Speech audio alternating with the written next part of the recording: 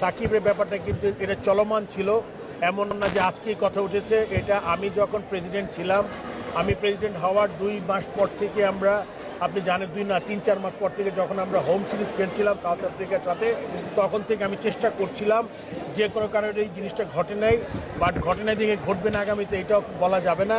সাকিব দেশে ফিরবে, এটি এখন দেশের সবচেয়ে বড় ব্রেকিং। ক্রিকেট বোর্ড ও সাকিবের ব্যাপারে অনেকটাই ইতিবাচক। এবার বিসিবির সহসভাপতি ফারুক আহমেদ জোর দিয়ে বলেন, ক্রিকেট বোর্ড সবসময় চায় সাকিব বাংলাদেশের পরে খেলুক। সাকিব আল হাসানের দেশে ফেরা নিয়ে আবারও শুরু হয়েছে আলোচনা। সরকার পরিবর্তনের ফলে সাকিবের ফেরার পথ কিছুটা সুগম হয়েছে।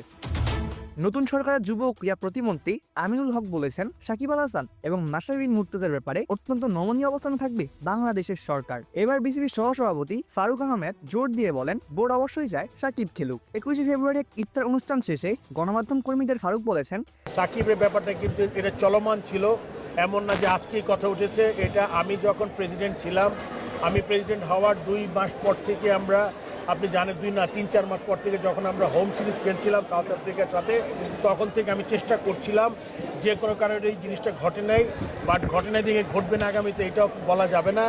অবশ্যই একটা সম্ভাবনা আছে। তার সাথে সাকিব কিন্তু আমি যখন চেষ্টা করছি তার থেকে আরও 1 বছর প্লাস হয়েছে ওর ফিটনেস এবং সাকিব যেই প্লেয়ার, এটা আমার মনে হয় যে আপনার ওর জন্য ওর মাথা, আমি বাংলাদেশে যত ক্রিকেটার আমরা তৈরি করেছি আমার মনে হয় এত প্রফেশনাল, মেন্টালি তো ফিজিক্যালটা ঠিক করে দেবে। এবং যদি আপনি যেটা বলেছেন, ক্রিকেট বোর্ড সবসময় চায় সাকিব বাংলাদেশের পরে খেলুক, যদি ওর ফিটনেস বা সিলেক্টেড হয়। আমার মনে হয় সাকিবের এই জিনিসটা জারি আছে এবং অনেক দূর এগিয়ে গেছে।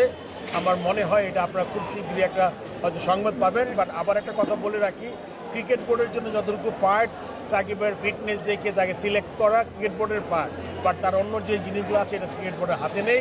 ওই জিনিসটা সরকারের চেষ্টা করতে হবে। ফারুক আহমেদ আরো বলেছেন, বোর্ড অবশ্যই চায় সাকিব খেলুক। যদি সে আসে, সে আমাদের সম্পদ, আমাদের একটা ব্র্যান্ড, এবং সে আসার ফলে বাংলাদেশ ক্রিকেট আবারও তার আগের ব্র্যান্ডগুলো ফিরে পাবে। আগামী মার্চেই পাকিস্তানের বিপক্ষে ওয়ানডে সিরিজ, এই সিরিজ দিয়ে সাকিব দলে প্রত্যাবর্তন করতে চায়। দেখা যাক প্রত্যাশার সাথে বাস্তবতা মেলে কিনা।